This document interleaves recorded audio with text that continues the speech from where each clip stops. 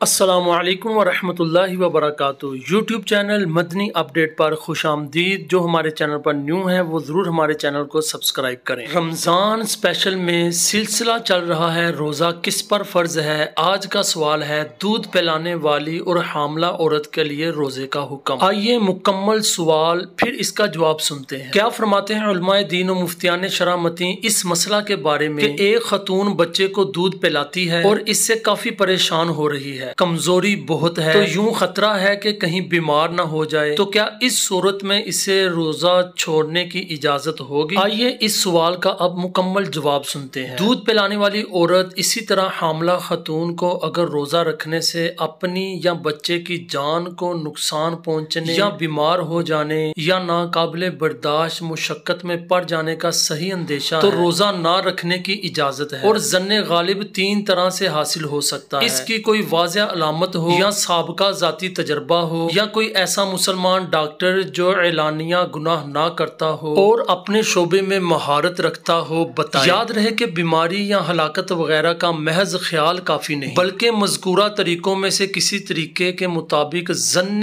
غالب حاصل ہونا ضروری ہے۔ لہٰذا پوچھی گئی صورت میں اگر واقعی دودھ پلانے سے ایسی کیفیت ہو جاتی ہے اور اوپر مذکورہ تین چیزوں میں کوئی چیز پائی جاتی ہے تو پھر روزہ چھوڑنے کی اجازت ہے، ورنہ نہیں۔ نبی کریم صلی اللہ تعالی علیہ وسلم نے ارشاد فرمایا، بے شک اللہ تعالیٰ نے مسافر سے روزے اور نماز کے ایک حصے کو اٹھا دیا ہے اور حاملہ اور دودھ پلانے والی سے بھی روزے اٹھا دیے ہیں۔ ملتقی البحر میں ہے، حاملہ یا دودھ پلانے والی کو اپنے یا بچے کی جان کا خوف ہو تو روزہ نہ رکھے اور بعد میں قضا کرے۔ اعلیٰ حضرت امام اہل سنت الشاہ امام احمد رضا خان علیہ رحمت الرحمن فتاوی رضویہ میں فرماتے ہیں، حاملہ کو بھی مثل مرضعہ روزہ نہ رکھنے کی اجازت اسی صورت میں ہے کہ اپنے یا بچے کے ضرر کا اندیشہ غلبہ ظن کے ساتھ ہو، نہ کہ مطلقاً۔ صدر الشریعہ مفتی امجد علی اعظمی رحمت اللہ تعالی علیہ حاملہ دودھ پلانے والی اور مریض کے روزہ چھوڑنے کی صورت کو بیان کر کے لکھتے ہیں، ان صورتوں میں غالب گمان کی قید ہے، محض وہم نہ کافی ہے۔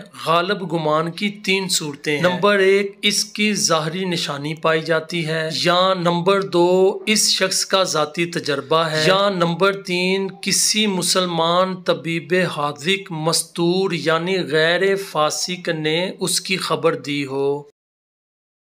انشاءاللہ نئی ویڈیو کے ساتھ جلد حاضر ہوں گے۔ السلام علیکم ورحمۃ اللہ وبرکاتہ۔